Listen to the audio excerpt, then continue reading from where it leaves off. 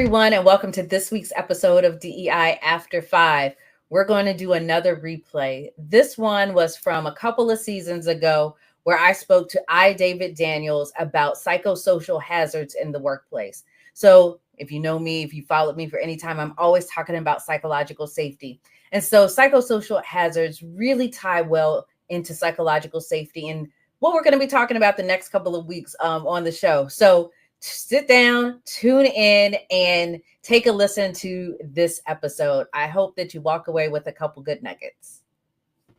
Hey, everyone, and welcome to this episode of DEI After 5. You know, if you have followed me for any time, you know I'm often talking about psychological safety and what managers can do, what organizations can do to ensure, or not to ensure, to start to work toward creating more psychologically safe workplaces. Right? So they can't ensure that, but they can definitely take the steps needed to make sure that they're doing their part in creating psychologically safe workplaces.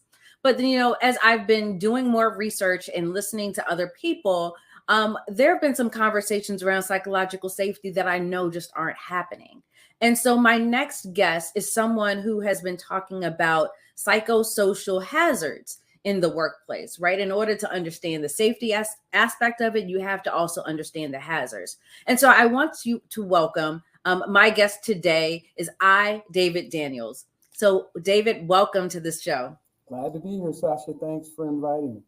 Great. So can you just tell us a little bit about your background and how you got started working in this space? Well, like many things that have happened in my life, that probably happened in others as well, I kind of fell into it. I spent the better part of my W-2 professional career in the fire rescue service, 32 years active in 4 organizations as a fire chief in 3 states. Had a lot of experiences. There's way too many of them to talk about in the period of time that we have today. But I found out about halfway through my fire service career, I was really more interested in occupational safety. And so I decided to focus on that primarily over the last few years. As a matter of fact, last year, decided to complete a PhD in occupational health and safety. And for a Black person, that's a rare thing to do. There are not a lot of Black people who do occupational safety in any way, shape, or form. We're about 6 or less percent, the numbers are even hard to find. We're overrepresented in the injured population, but not really highly represented on the safety professional side. And I did my dissertation focused on the lived experience of Black workers' exposure to psychosocial hazards in the American workplace. And it's been quite a journey, and come to find out that I've been chronically exposed to psychosocial hazards over the course of my life, and a bunch of other people have as well. So tell us a little bit, what are psychosocial hazards, right? Again, at the top, I talked about psychological safety, and we talk about that quite a bit, but we've never really talked about the hazard side. So tell us a little bit more about that. So the focus on hazards is what we do in the occupational safety and health space. And in our country, in the United States, we talk about 5 primary hazards: biological, chemical, ergonomic, physical, and safety hazards. But in a bunch of other countries around the world, actually about 30 of them, there's a 6th hazard that gets discussed, and it's the psychosocial hazard. And I found in my research that there are multiple definitions about what a psychosocial hazard is, but my definition is a psychosocial factor that is perceived or experienced by the person as a threat to them, that in turn affects their behavior. So psycho, how we think; social, how we interact with other people. And there's an international standard that's recently been created that suggests that there are 88 of them, but I believe that the list is infinite, because it's the perception or experience of a person. And so in the DE&I space, for example, a microaggression is in and of itself a psychosocial hazard, because it is a threat to the person who's exposed to it, though the person who is making the comments, saying whatever they're saying, doing what they're doing, they may not feel anything at all. There's no reaction because it's not a threat to them. So that's what makes this hazard different from all the others. A fire hazard is a fire hazard is a fire hazard. If you heat water over 212, it's going to boil any place on the planet. But a psychosocial hazard is just very unique to the person. As you're talking, and I'm just kind of taking notes around that, there are so many psychosocial hazards in the workplace. You mentioned microaggressions as being an example, but when we talk about these quote unquote toxic environments that people are working in, they're really just operating in a space that are filled with psychosocial hazards. They are. And as I mentioned, around the world, people have, particularly in Australia and in Canada and the UK, those are the three leaders, with Australia probably being ahead of everybody. They have standards. As a matter of fact, in October of 2022, a new standard went into place. Matter of fact, a law went into place in Australia that requires employers to pay attention to the psychosocial hazards they're exposing people to, and then treat them as if it were a physical hazard, like we would do here in the U.S. around a chemical. We wouldn't allow you to just bring a vat of chemicals into the workplace and not have a safety data sheet and not have a plan to be able to deal with it. But with psychosocial hazards, we've thrown our hands up and said, that's just how people feel. That's soft. But it's essential that we be able to do that, because that's why people are, in some cases, not applying to work at particular places or leaving. Can you give us some examples? You spoke about microaggressions, but I'm thinking of, like, if Australia has kind of this quote unquote list of things that organizations need to be aware of. I'm trying to think, okay, how will we even start a list like this in the US? Or even if organizations want to think about, okay, what are psychosocial hazards? Can you name a few that would be kind of top of mind? So I'll name a few, but again, if you focus on that definition, is it perceived or experienced by the person exposed as a threat to them? One that we know a lot about in this country is bullying. Bullying is a psychosocial hazard. Now, I just happen to be an affiliate of the Workplace Bullying Institute and also on the advisory board for the National Workplace Bullying Coalition. That's actually what really got me interested in learning more about psychosocial hazards. It was learning more about bullying, and come to find out, it's not the only one. Here's another you might not think about: role ambiguity. So you hire me for a job, you tell me the job description is X, but there are all these other expectations that I don't find out about until I don't meet them. That becomes the reason to kind of ride me and micromanage me and, whisper in the halls about how I'm not doing my job. Well, why didn't you just tell me that? And there are just multiple examples, particularly in the workplace. And a lot of it has to do with leaders or people responsible for other folks who haven't had any training themselves, or who are traumatized by the psychosocial hazards that they've been exposed to. So they just pass that on to other people. When you spoke about the role ambiguity, what immediately came to mind for me was situations where organizations want to let go of someone and they start to take responsibilities away, or they're not invited to certain meetings. And again, it's creating this hostile environment. But when I think about it, this is what many managers are told to do by HR. Yes. So my master's degree is in HR. And I did that particularly to understand the HR system, because I figured out the two things that can get a leader in trouble the quickest is mishandling money or mistreating people. It's actually a lot more difficult to mistreat the money, because there's so many rules and regulations on how you do that.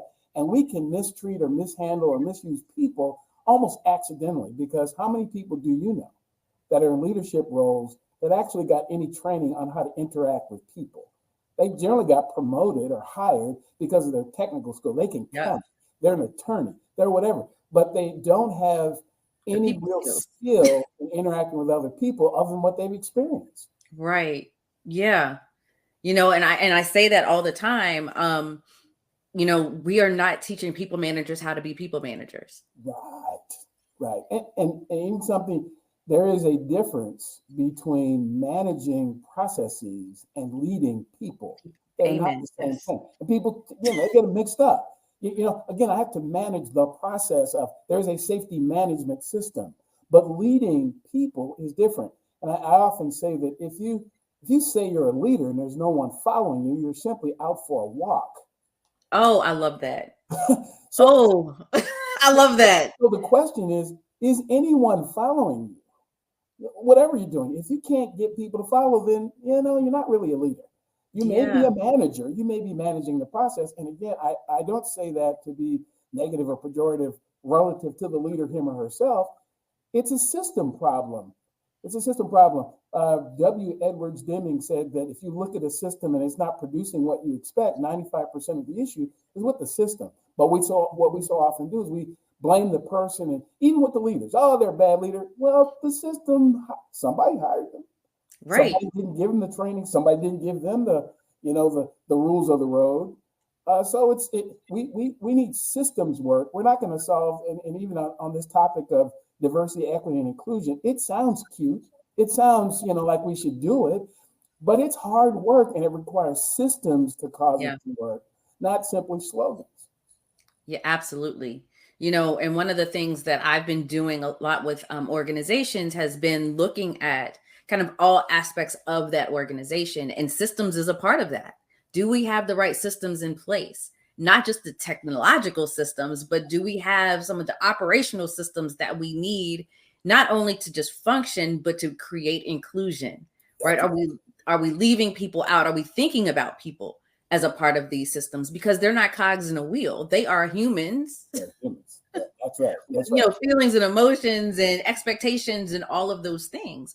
And so as, we're doing this, or as we're talking and I'm thinking through what organizations can do in this space, yes, it is looking at systems, but I can quickly hear people say, well, that's not my responsibility. Well,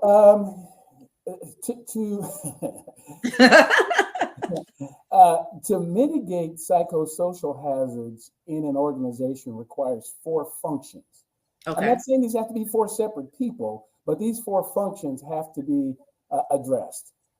People leadership, safety management, human resource management, and mental health management. So if you have 4 people, so if you have a people leader and an HR person and a safety professional and a mental health provider, that's great. Depending on the size of the organization, you may not have all 4. That's what consultants, contractors, and others are for. But you have to have all 4, period. Yeah. Otherwise, it's not going to work. No leader can do this on their own, period.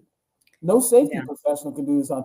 I consider myself to be, very knowledgeable about safety, but I'm not a mental health provider. I'm trained in mental health first aid, but I'm not a mental health provider. So I can tell you that there's an issue.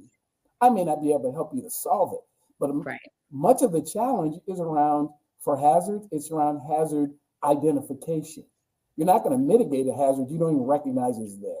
Absolutely. So first of all, we got to recognize it's a thing. And for my colleagues in the safety profession, it's getting folks to see that, we talk a lot about physical stuff in this country. The Occupational Safety and Health Act was written in 1970, passed by the 91st Congress, but the 535 people who passed it, only 2% of them were women. Only 2% of them were of African descent. So the act itself was not designed to make sure that women and people of color were safe at work, because that's not who was in the room. I'm not saying it's bad people. The act has done some really positive things. It wasn't designed to make sure that, a person who doesn't speak English is safe in the workplace, which is one of the contributors to the fact that women and people of color are always injured physically more often than their white male colleagues. And psychosocially, it's insurmountable. It's just not even close because of because of the way this system is set up. And 2 things just came up. One, Lean In does their annual Women in the Workplace study. And one of the points that came out of that were Black and Latino women, were least impacted. Well, no, not least impacted. They did not have the amount of psychological safety as their white female counterparts or anyone else within the organization. Right. So that speaks exactly because it wasn't designed for them to be psychologically safe. That's the thing. That's the thing. And Yeah. I enjoy having these conversations, but sometimes they get, folks get a little, they kind of bristle when I say that. But I'm not saying that the people who designed this were bad people. I'm saying that they had limited perspective. So Absolutely. a bunch of guys getting in a room talking about women's reproductive rights doesn't make a whole lot of sense to me without women being involved in the conversation. A bunch of a bunch of white people getting in a room talking about diversity is a nice idea, but your perspective is limited. A bunch of black people getting in a room talking about Jewish people. Oh, you pick it. You can't help other people when their voice is not included in the conversation.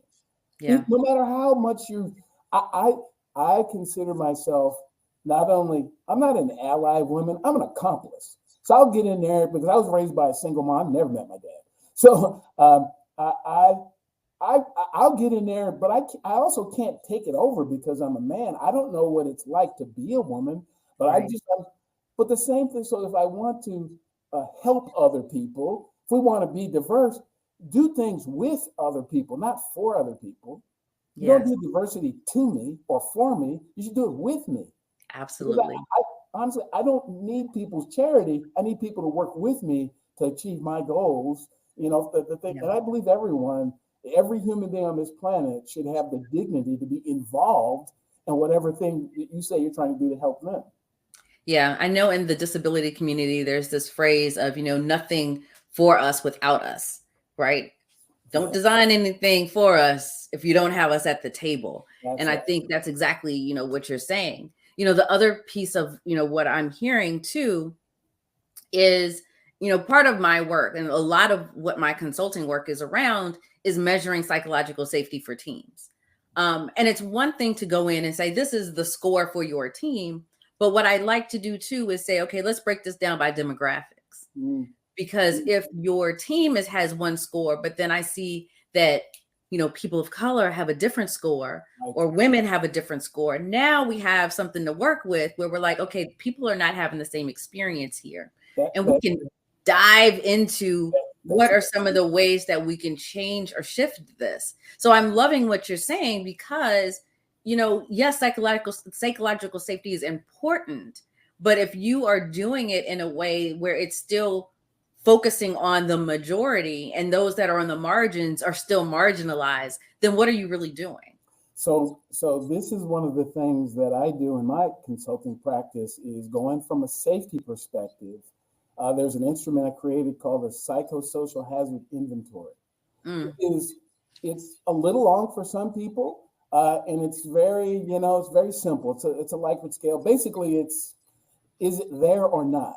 Because if I can't get people to acknowledge that it's there or not, then they're not going to do anything about it. And so I use the international standard, and I simply ask people, and it's 88 tick boxes. It sounds long, but it actually, have you experienced this? Yes or no? This, yes or no? This, yes or no? This, yes or no? Because I tend to find a cluster. Every organization will have a cluster of these hazards that people are exposed to. Then we can take we don't have to worry about the others, but let's focus in on those. So across this organization, we do have, folks, time pressure and, role ambiguity, blah. And the other thing about these hazards is a hazard is only an issue if you are vulnerable to it. Yes. So we can't eliminate hazards, the psychosocial hazard in the workplace. Not all of them. It's not possible to eliminate them. And for example, I spent, again, a lot of years going to buildings on fire and people being stabbed and shot and all these type of things. You can't eliminate that hazard from that industry, but you can prepare people better to be able to deal with it. That's the issue. If you're going to send people out healthcare and, public safety and, these high stress, if you're going to put people as an employer, you're going to put people out there to be exposed to that stress, perhaps we should do a better job to protect people after they're exposed. Yeah. And that requires being proactive about that process, right? Because oftentimes people are reactive and then it comes off as inauthentic. And then there's a lack of trust because, you didn't think about this before, and you didn't really care about us. So it starts to snowball. Yes. And in if these you included me, situations. if you would have included me in the beginning. So this thing about DE&I inclusion, why is it inclusion? So you go in the room, you and your buddies go in the room and come up with something and bring it out and say, we'd like to include you now. No. Let's have the conversation before y'all go and make the final decision. Let's not do the pseudo participative process where you've already got your mind made up. Why don't we have an open discussion about what we want to do, what we want to achieve, and what my role in it? Yeah, absolutely. If I don't have a role, I'm not sure why I'm here. Absolutely. Right. And that's part of that. What I try to do and create these inclusive culture teams is it's a mix of every level, every person, every marginalized person is represented. We create it, and that's where the decision making is made. It's not made with the executives and then it trickles down, because we know trickle down doesn't work. Yeah, no. Yeah. That's a whole other conversation. Right. But it's absolutely that inclusion is such a huge part of that. And then when you do that, there's transparency. People see and understand the process. They now know, okay, nothing's being hidden from us, right? So it starts to create this level of trust, which then increases kind of that feeling of safety and, okay, you care and I'm involved and I'm not an afterthought. Yes. Yeah, Dr. Timothy Clark wrote a book, The 4 Stages of Psychological Safety. They know me well.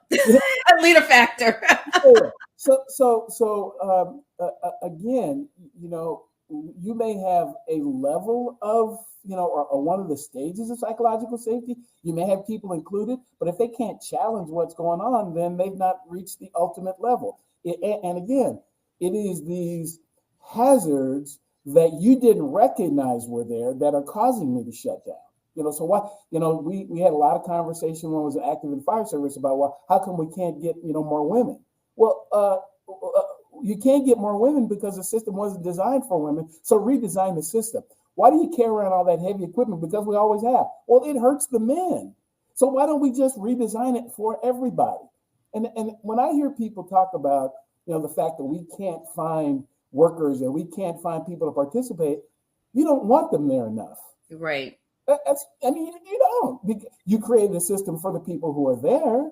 So, but you have to create an environment that is open and welcoming for the people that you want. And let's be real about this. Let's be honest. Everybody, you can't be all things to all people. And why I wish people would just say that. Don't tell me that you want black people to work with you when you don't have any. Don't just say we want white people here, and that's okay. I mean, frankly, I don't have to buy from you. I don't. Right. I don't even have an issue with it. I would just prefer that people be honest and not fib to me and not tell me, oh yeah, we're open and inclusive until I actually show up. You want my face to look different. You want my voice to be the same. So just be honest. Just be honest. Yeah. And I think there are plenty of spaces on the planet for people to find it. Now, you might want to be with my group. I have some stuff to offer, but that's up to you. This is where competition comes in. Do you want access to my talent or not? If you don't, that's fine. Somebody else will accept it, and then they'll make the money. Yeah.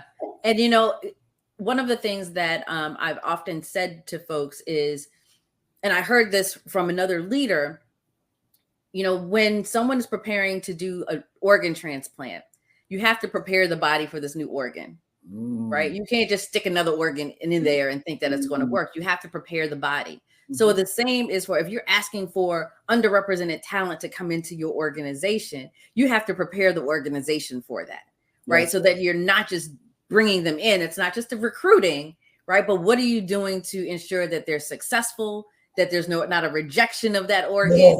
Yes. All of those things need to be in place, because if they're coming out, if they're going out the back door just as fast as you're bringing them to the front door, then what are you really doing? Right. Yeah. Right. Other than creating numbers. That's right. And sometimes you'll be on medication to prevent the organ from being rejected for a really long period of time. These things just don't happen like that. People have been told since birth that women are weaker, or that black people aren't smart, or that Hispanic people are lazy. They've been told this stuff their entire life. That's not going to change just like that. So this is this constant working. Even those of you folks out there going like, well, we really want to do better. Well, you're gonna have to keep working. You can't just work at it for 2 or 3 days and throw your hands up and Yeah, exactly. Yeah. Exactly. It's It, hard. it takes time, or it takes drastic change that's That's right. still going to take time. That's still gonna take time. Right. So, yeah, it has to be an investment. That's So, David, we could continue this conversation for days because I just think that it's so fascinating. And, like I said, I talk about psychological safety so much, but I don't think anyone has really thought about what are the actual hazards that you're creating or that are there. Yes. So that you have to think about safety. That's right. Well, the way I describe it is they're symbiotic. So you will not get and achieve psychological safety unless you address the psychosocial hazard you're exposing people to. And often we don't do a good job at that because our entire safety system is just not very good. I mean, it's just not. So there are many people who talk about safety, use that word, but do they really even know what that means? And particularly, again, as I said earlier, in the Black community, we have a lack of understanding of what safety is because it's just not something we've been exposed to. But that's my goal is to help my people, to know that we shouldn't be injured at rates higher than everyone else in the workplace. We shouldn't. We shouldn't be exposed to more risk than everybody else is. Yeah. But somebody's got to start that conversation, and that's what we do. Both on the podcast actually that I host. I'm again one of the few Black people out here talking about it. So, but I don't do it specifically to Black people. But I believe if it's good for everybody, it'll be better for us. Yeah, absolutely. So I want to do a little bit of a pivot, okay? Because this is not easy work, right? Mm-hmm. And we're talking about these hazards and safety, and so some may be physical. A lot of this is emotional and psychological. So what do you do? How do you take care of yourself? What do you do to fill your cup? Actually, a few things. One is therapy.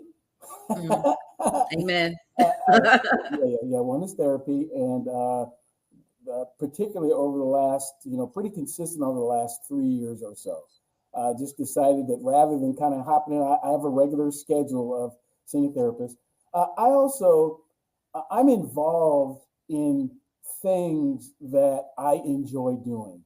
And a lot of it, I volunteer my time to do, particularly around this space because I enjoy it, not because, I'm not trying to make a buck doing it. Now, I don't mind making a buck doing something. Right. But I find I put myself in spaces and places where I feel safe sharing my ideas and exchanging with others. I enjoy having conversation with people. And over the last, again, year and a half or two, it's become easier because I don't even have to get in my car and drive anywhere. I can just zoom right in. Just kind of zoom right in. So a lot of it is that, and this, I enjoy music, all kinds of music, predominantly R&B, jazz, and gospel. Not necessarily in any particular order, but I like all of them. And I also enjoy the company of my girlfriend of 35 years that I decided to marry 34 years ago. that kind of works out, So yeah. I love it. Well, where could people get in contact with you if they wanted to continue to learn more? Well, they can certainly go to my website. I started IB2 Solutions about 11 years ago. And for the first 7 or 8 years, it really was more of a hobby, but I've started to actually take it a little bit more seriously over the last couple of years and, find myself working with lots of different folks. And safety applies to any and everybody, but particularly, I try to help small organizations who don't have their own safety person. And, so again, the full suite of occupational safety and health services to include if some folks need a safety professional, not all the time, I can work with them every now and then. I figured out that it's not my job to make people safe. Yeah. It's my job to share information with folks so they can decide whether they want to expose themselves to that hazard or not. It's up to folks that way. I certainly, through my website, you find my email, but I'm fairly active on LinkedIn, and have enjoyed, the opportunities. As a matter of fact, that's where I discovered you and what you're doing. And I watched a couple of episodes and I went, I got to meet that lady. She got something going on over there. I love it. I love it. And so, and again, the other thing is my podcast that comes out once a week on Fridays. Again, it's sponsored by a company actually in Australia. And it is one of 5 global podcasts that talk about this topic. But again, of all the hosts, I'm the only one who has a safety, occupational safety background, because most of the others, great content, but they come at it from a mental health perspective. Yep. I come at it from a safety perspective. And also here in the US, we don't have a regulation yet. And some people, they won't do it until there's a regulation, but we don't have one yet. So I'm trying to help people understand that the issues of safety, diversity, equity, inclusion, they're all connected. All connected, yes. All connected. People won't be a part of something if they don't feel safe. Think about Maslow's hierarchy. If you can't get above the safety level, you can't self-actualize and self-esteem. That's not going to happen. I don't feel safe. Yeah. I believe the most important thing that you can and should do as a leader is create a safe space for those who you say you want to follow you. Absolutely. Well, David, thank you so much for joining us today. I mean, I have taken notes after notes and just my wheels are turning. So we will continue this conversation because I have some ideas. But, thank you so much for being with us today and sharing this, because I think, again, this is something that many people don't think about. Right. And we want to start to get them thinking about how to take their DEI efforts to the next level. And this is absolutely a part of that. Absolutely. So thank you so much. Thank you all for being a part of today's episode. Hopefully you have walked away with a couple of nuggets and some ideas about what you can do in your organizations, or ways to start thinking about what are the psychosocial hazards within your organization. Again, please continue to subscribe and follow us on your favorite podcast platform, and we will see you next time. Have a good one.